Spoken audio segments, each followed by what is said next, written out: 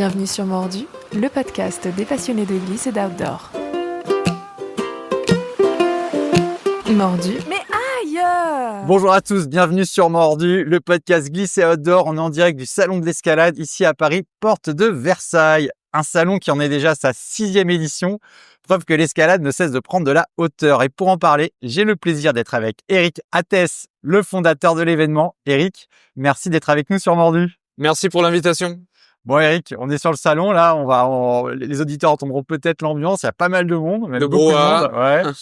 Quand tu vois ce salon aujourd'hui, tu vois là, autour de nous, tu ressens quoi? De la fierté parce que c'est un gros boulot et on est fiers de voir que d'édition en édition, le salon, il prend du coffre, il se développe. Du plaisir aussi de rencontrer, de voir que on a du monde. Donc ça veut dire que a priori on a une offre qui parle aux personnes, aux visiteurs qui viennent. Après voilà, c'est le fruit d'un gros travail pour essayer d'aller investiguer, chercher un peu dans plein de directions différentes. 363 jours de travail pour 2 jours de prod. Donc voilà, on profite de l'instant, clairement. Il y a combien de personnes qui bossent sur le salon? C'est dur à dire parce que ça dépend un peu de la période. Il y a une période un peu morte, entre guillemets, là, juste après le salon et jusqu'au début du printemps où on est en équipe, en effectif extrêmement réduit. En gros, il y a votre serviteur et quelques personnes, notamment côté com. Et puis après, au fur et à mesure qu'on se rapproche de la date de l'événement, bah ça grossit, ça s'amalgame. On a de plus en plus de personnes jusqu'au jour J où on a des monteurs, des prestataires, des caristes, etc. C'est un grand balai, c'est une grosse fourmilière. Et puis pendant l'événement, pareil, beaucoup de monde. Et puis après, hop, la pression retombe et ça redécroît à nouveau et on repart pour un cycle. Toi, tu as lancé le salon il y a 6 ans. Ça correspond à une explosion de la pratique de l'escalade, notamment de l'escalade en salle, mais pas que, hein, aussi en outdoor. Qu'est-ce qui explique l'explosion d'après toi? Alors, il y a plein de facteurs. L'escalade, il y a longtemps, c'était un sport un peu mode de vie, j'ai envie de dire, un peu d'initié. Là, je vous parle d'un temps, c'est un peu les années Patrick Edlinger, etc. Ça parlera pas forcément à tout le monde. Ah, mais Patrick Edlinger, la légende ça d'un parlera grimpe avec les cheveux longs là. Voilà, ça parlera au quadra, au quinca, à minima. C'est un milieu un peu d'initié. Fallait, si on habitait en région montagneuse, on avait plus de chances de faire de l'escalade que au cœur des villes.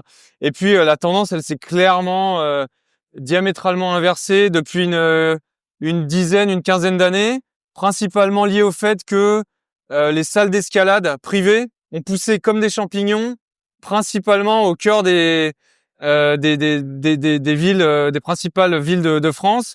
Ça a été d'abord les très grandes villes, ensuite ça a gagné des villes plus petites et encore plus petites, etc. Et donc aujourd'hui, il y a une offre escalade qui a rien à voir avec ce qui existait il y a une douzaine d'années. Et ça, clairement, ça fabrique littéralement des grimpeuses et des grimpeurs. Donc voilà, donc il y a une visibilité, il y a une disponibilité de l'offre qui crée une demande. Ça, c'est la raison, c'est la première raison, je dirais. La deuxième raison, c'est que l'escalade, elle coche beaucoup de valeurs qui sont clairement dans l'air du temps. Il y a le côté convivial, il y a le côté faire attention à l'autre. Alors, si on parle de bloc, ce qui est le plus populaire aujourd'hui, il y a toutes ces choses-là. Et puis si on parle d'escalade de voie, d'alpinisme, il y a des notions comme la cordée, l'assurage, tout ça, qui sont des choses intéressantes sur lesquelles, encore une fois, il y a une attention à l'autre. C'est un travail, enfin pas un travail, c'est une activité qui se pratique en duo ou à plusieurs. Voilà, donc c'est une activité qui coche beaucoup de cases. On est aussi pas mal, on le voit sur le salon là, sur le bien-être. Aussi bien le faire attention à son corps, faire attention à ce qu'on mange, etc. Donc ça, finalement, ça recoupe pas mal de choses qui ont un dénominateur commun. Voilà, donc il y a un peu toutes ces choses-là. Et puis l'escalade, c'est un sport, c'est facile de toucher à l'escalade. On peut avoir quelqu'un qui a un très gros niveau, qui emmène un ou une néophyte dans une salle. Les deux vont s'amuser parce que chacun va adapter son parcours. Il n'y a pas besoin, justement, avec les salles de bloc, il n'y a pas besoin de commencer à apprendre la sécu, les nœuds, etc., les manips de cordes. Voilà, c'est facilement accessible. Certaines personnes parlent un peu de la même chose qui se passe en escalade aujourd'hui, de ce qui s'est passé il y a quelques années, notamment avec le fitness. On parle même des fois de smart fitness parce qu'on résout des problèmes quand on doit gravir un bloc. On résout des problèmes, on les résout pas tout seul, on se fait aider. C'est hyper convivial avec des gens à qui on n'a jamais parlé, là qui vont donner un conseil. Mets ton pied là, mets ta main comme ça, prends la prise plutôt comme ci, comme ça. Voilà. Donc c'est très axé sur le partage. Voilà, il y a des bonnes valeurs. C'est un peu galvaudé des fois de dire ça, mais je pense que c'est vraiment vrai pour notre milieu de l'escalade. On le voit aussi sur le salon. On a un événement qui est hyper convivial, hyper festif. Ça vit vraiment. D'ailleurs, d'aucuns disent souvent que utilise un lapsus assez révélateur qui parle du festival de l'escalade. Moi, ça me va très bien parce qu'en fait, on a un produit qui est extrêmement expérientiel. Voilà, il y a plein d'ateliers, il y a plein de découvertes, il y a plein de choses à voir, à faire, à vivre. Il y a des contenus, il y a tout un tas de choses. Enfin voilà, je pourrais en parler pendant des heures. Mais je me marre, je souris parce que t'en parles super bien et tu vends bien le truc. Je vais revenir sur le salon ou le festival parce que c'est vrai que c'est assez développé. Si on revient sur le phénomène d'explosion, hein, je lisais là sur les salles d'escalade, hein, c'est 150 millions de chiffre d'affaires, 2 millions de pratiquants. Est-ce que l'escalade c'est encore un sport outdoor? Alors, l'escalade, c'est un sport qui est... En fait, j'ai envie de dire, ça sert à rien de mettre une étiquette sur l'escalade. L'escalade, c'est quoi? C'est gravir des parois, gravir des massifs. C'est aller vers le haut, c'est aller vers le bas aussi, avec les rappels, etc. Mais en gros, voilà, c'est la verticalité. D'ailleurs, le salon, s'appelle Salon de l'escalade. C'est au-delà d'un salon. On le disait il y a 2 secondes. C'est une ambiance très festivale. Et c'est au-delà de l'escalade parce qu'on adresse tout le milieu de la verticalité. C'est-à-dire qu'il y a même les cordistes, il y a même les secouristes, il y a même les arboristes qui sont au salon. On parle pas que d'escalade, on s'intéresse aussi à la via ferrata, au canyon, à l'alpinisme, à la spéléo, etc. Donc voilà, toutes ces choses-là. Alors, est-ce que c'est encore un sport outdoor? C'est éminemment un sport indoor et outdoor. J'ai envie de dire que l'indoor, c'est la partie visible et la partie la plus connue. Mais l'escalade, elle tire ses racines de l'outdoor indéniablement. L'escalade, c'est une fille héritière de l'alpinisme. En fait, si on retrace rapidement l'historique, au début, il y avait l'alpinisme. Et puis, l'escalade s'est un peu détachée parce qu'il y a eu besoin à un moment donné de travailler, d'aller chercher un autre niveau. Et l'escalade s'est émancipée pour devenir une discipline à part entière. Et donc, une fin en soi, et escalader pour escalader, alors qu'au départ, c'était un outil au service de la progression, notamment par exemple pour l'alpi. Et puis aujourd'hui, voilà, l'escalade, elle se diversifie. Et puis, il y a énormément de manières de grimper.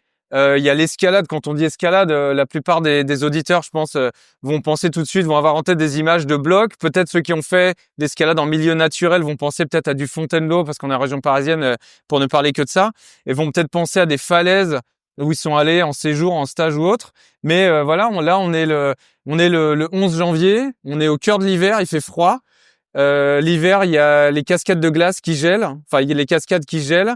Et par exemple, l'escalade sur glace, la cascade de glace, c'est une forme d'escalade. Ça se pratique pas à main nue et avec des chaussons, mais avec des crampons et des piolets. Et voilà. Donc en fait, oui, c'est éminemment outdoor. Et c'est l'indoor qui rend l'escalade visible aujourd'hui. Mais l'escalade tire ses racines clairement du milieu naturel. Voilà. Moi, je te rassure, hein, quand j'entends escalade, je pense plutôt Chamonix. Ouais. Et je trouve que en tout cas, le phénomène du bloc, des salles, c'est une magnifique porte d'entrée Clairement. vers l'outdoor. Clairement. Et je rebondis sur ce que tu dis parce que de temps en temps, il y a des personnes qui cherchent un peu à opposer les pratiques, le bloc versus la voie ou la diff, l'indoor versus l'outdoor. En réalité, bon, je sais pas, pour parler de moi. Moi, je grimpe, j'adore grimper en extérieur. Donc voilà, que ce soit en hiver ou que ce soit sur de la cascade ou au printemps sur des falaises. Mais il y a aussi tout ce côté hyper pratique de l'indoor. Voilà, grimper sur de la résine en hiver quand il pleut dehors et qu'on sort du taf et qu'on a juste 1h30 devant soi. Bah voilà, c'est des pratiques complémentaires, ça sert à rien de les opposer, quoi. Voilà. Le salon de l'escalade, c'est pour qui? C'est pour les pros, c'est pour les amateurs, Le salon de l'escalade, c'est pour tout le monde. Nous, on s'intéresse, on essaye d'apporter une offre qui soit extrêmement diversifiée. On essaye de rendre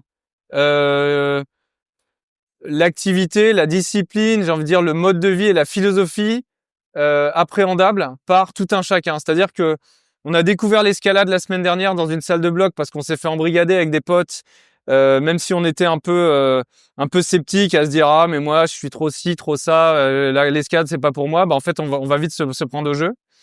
Et puis si on est grimpeur très fort ou grimpeuse très forte, On va aller chercher au salon, par exemple, du coaching, de la perf, du bien-être, de la destination.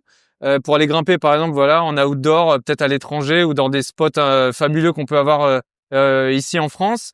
Et puis, on peut aussi être curieux, juste curieux, ne pas être nécessairement grimpeur-grimpeuse, mais se dire tiens, c'est le pan culture de l'escalade qui est intéressant. On a sur le salon des personnes qui sont légendaires. On a Catherine Destivelle. L'an dernier, on avait Alain Robert. Alain Robert, c'est le Spider-Man français. C'est ce fou furieux qui grimpe sur des buildings en solo, ouais. voilà, qu'on a adoré avoir l'an dernier, qui est hyper accessible, hyper sympa. Voilà, donc il y a tout ce côté people hyper intéressant, voilà, pouvoir rencontrer toutes ces personnes, parce que l'escalade, elle a ce côté cool, en fait, accessible. C'est un milieu qui se prend pas, j'ai envie de dire, pas encore trop la tête, pourvu que ça dure. Voilà, ça reste bon enfant, bienveillant, des bonnes valeurs, un bon partage. Et donc voilà, et donc oui, il y a aussi toute cette couche de culture, pareil, qu'on peut retrouver au salon. Au salon, on a des artisanes, des artisans, des artistes sur le marché vertical. On a une offre culture avec, justement, je pense à Catherine Destivelle parce qu'elle est aussi directrice des éditions du Mont Blanc, donc elle est présente avec ses livres au salon. On a une librairie verticale qui présente voilà toute une catégorie d'ouvrages. On a des expositions photos. On a une exposition sociologique aussi sur l'escalade, voilà pourquoi on grimpe, etc.